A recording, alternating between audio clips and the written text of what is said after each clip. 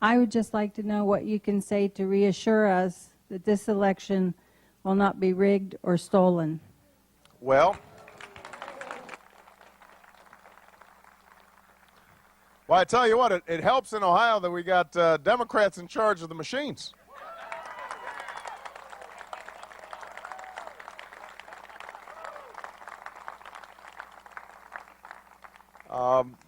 But look, I come from Chicago, so I want to be honest. It's not as if it's just Republicans who have monkeyed around with elections in the past. Sometimes Democrats have too. You know, whenever people are in power, they have this tendency to try to, tilt things in their direction. That's why we've got to have I believe, a voting rights division in the Justice Department that is nonpartisan and that is serious about, investigating cases of vote fraud, is serious about making sure that people aren't being discouraged to vote.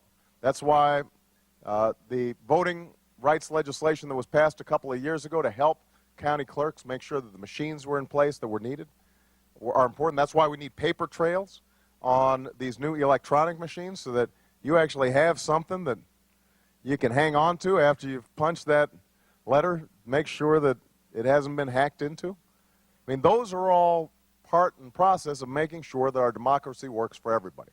And one of the great things about this election has been all the interest that's been taken in this election.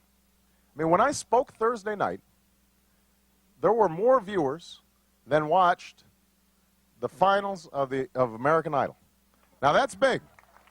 That's big. That's big. And I hope a whole lot of people are watching the Republican convention. I mean, I want people to have information. And then I want to make sure that our democracy is working the way it should be. And this is very near and dear to my heart because when I was a lawyer, I practiced voting rights law and filed a lot of lawsuits. In Illinois, I helped to make sure that you could go ahead and get registered at driver's license facilities, at